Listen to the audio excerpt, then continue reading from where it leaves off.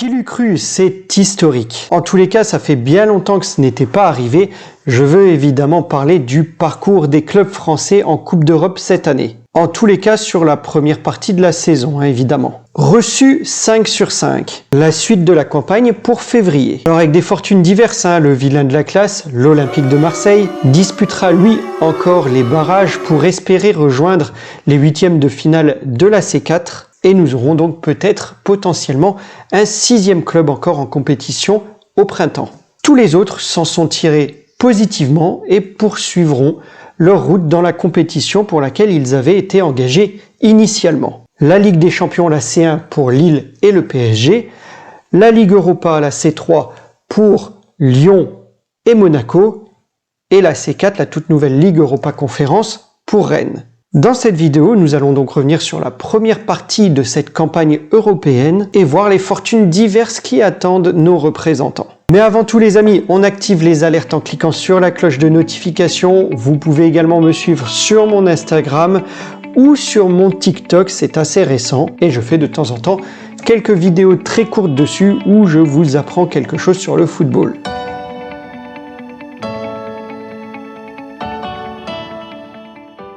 Bonjour les amis et bienvenue dans cette nouvelle vidéo sur la première partie de la campagne européenne de nos représentants des clubs français et sur les pronostics que je vais vous détailler pour la deuxième partie de cette campagne européenne. Et évidemment, bonne année à vous ceux qui me suivez, la santé aussi pour cette année, on sait que c'est compliqué en ce moment.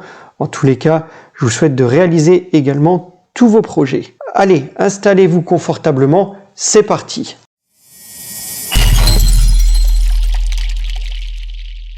Alors autant la campagne 2020-2021 était horrible pour nos clubs français, autant celle-ci, celle qui arrive et qui continue, est prometteuse. C'est d'ailleurs la meilleure depuis 2009-2010. Commençons par la Ligue des Champions et par Lille. J'avais fait une vidéo où j'avais établi mes pronostics sur la première partie de la campagne européenne et j'avais indiqué que Lille se qualifierait et serait deuxième du groupe derrière Séville. Je me suis un peu trompé, mais en tout cas, Lille a tout de même réussi à accrocher la première place de ce classement, alors que Séville ne s'est pas du tout qualifié et est tombé en barrage. Bref, bravo les Lillois, après un parcours compliqué, on le rappelle, une défaite et 2 nuls, ils ont réussi à se ressaisir, à hausser le niveau, alors qu'on pensait qu'ils joueraient plutôt le championnat. Ils étaient mal engagés également dans le championnat. On aurait pensé qu'ils l'auraient priorisé. Eh bien, il s'en fut rien, puisqu'ils ont engrangé ensuite 3 victoires consécutives en Ligue des Champions et ont donc accroché la première place.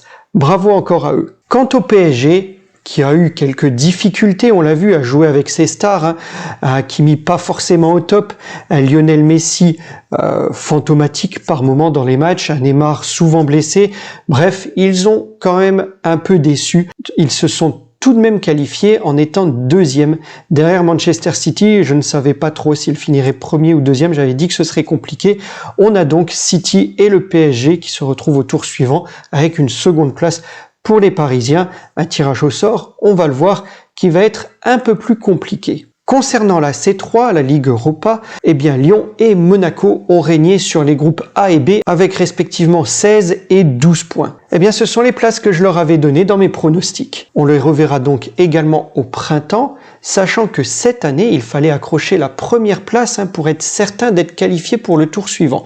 Les seconds de groupe Ligue Europa affronteront effectivement le 3e de Ligue des Champions pour un barrage en 8e de finale de la Ligue Europa. Alors dans cette Ligue Europa, attention à l'épouvantail barcelonais, ils n'ont pas réussi à franchir le premier tour de la Ligue des Champions, ils se retrouvent en barrage de la Ligue Europa et s'ils passent ces barrages, ils peuvent vraiment constituer une menace étant tellement largués, on va dire, en championnat, en Liga. Ils voilà la seule occasion, une véritable occasion pour eux de se qualifier l'année prochaine en Ligue des Champions et je pense qu'ils vont jouer cette Ligue Europa à fond. Passons à la Ligue Europa Conférence, eh bien Marseille, je l'avais également indiqué, je pensais qu'ils ne passeraient pas, eh bien j'ai eu raison. Et je dis pas ça avec mépris, je vous aime bien mes amis marseillais, j'en ai plein dans mon entourage, dont ma compagne. Mais la marche était encore trop haute pour vous. Ils finissent donc 3e de leur groupe et on les reverra en C4 s'ils réussissent à passer les barrages. Ils feront alors figure de gros morceaux quand même dans cette compétition et pourraient espérer quelque chose, même si la profondeur de leur effectif fait un peu peur et s'ils veulent se concentrer sur le championnat et accrocher une place en Ligue des Champions l'an prochain, peut-être qu'ils joueront un peu moins cette Ligue Europa Conférence. Ligue Europa Conférence où nous aurons le plaisir de retrouver donc Rennes qui a fini premier de son groupe et ça je ne le pensais pas dans mes pronostics derniers. Ils étaient dans le groupe de Tottenham que je voyais comme étant les favoris du groupe.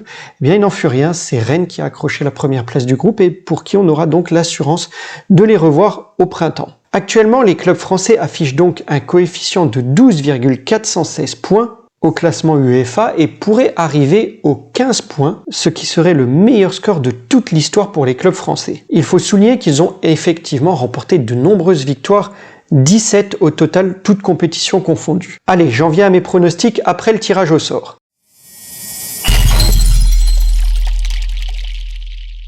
Alors il y a eu un tirage au sort pour les barrages de la C3, donc pour le moment nous ne connaissons à l'heure actuelle pas encore tous les qualifiés pour les huitièmes de finale, il sera temps d'y revenir plus tard. Et nous avons eu également ce même type de tirage au sort, un tirage au sort avec des barrages pour la C4. Et là, nous avions un représentant français en la personne de l'Olympique de Marseille qui se voit opposer les Azerbaïdjanais de Karabagh. Alors sans vous faire injure, mes amis azerbaïdjanais, enfin je doute que vous regardiez cette vidéo, quoi qu'il en soit, ça devrait quand même passer assez facilement pour Marseille, ce serait une grosse déconvenue le cas échéant. Ne me décevez pas les Phocéens.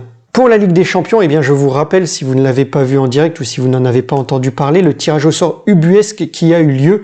Un premier tirage effectivement annulé pour 3 raisons. Une boule de Manchester United qui a été tirée contre Villarreal alors qu'ils ont été issus du même groupe au premier tour. Une boule de Liverpool incluse dans le tirage de l'Atlético, pourtant issue du même groupe également. Et une boule de Manchester United non incluse cette fois-ci dans le tirage de l'Atlético.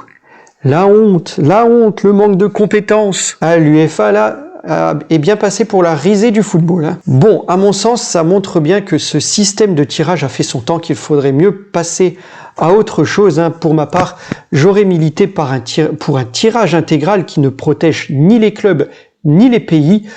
Des clubs de même pays auraient pu s'affronter, des clubs issus du même groupe auraient pu s'affronter. C'était bien plus simple et ça évite que les gros soient constamment protégés jusqu'en quart de finale au moins. La Ligue des Champions n'a de champion que le nom. Le champion polonais a considérablement moins de chances que le 4e du championnat d'Espagne pour se qualifier pour des quarts de finale. Vous trouvez ça normal? Moi pas.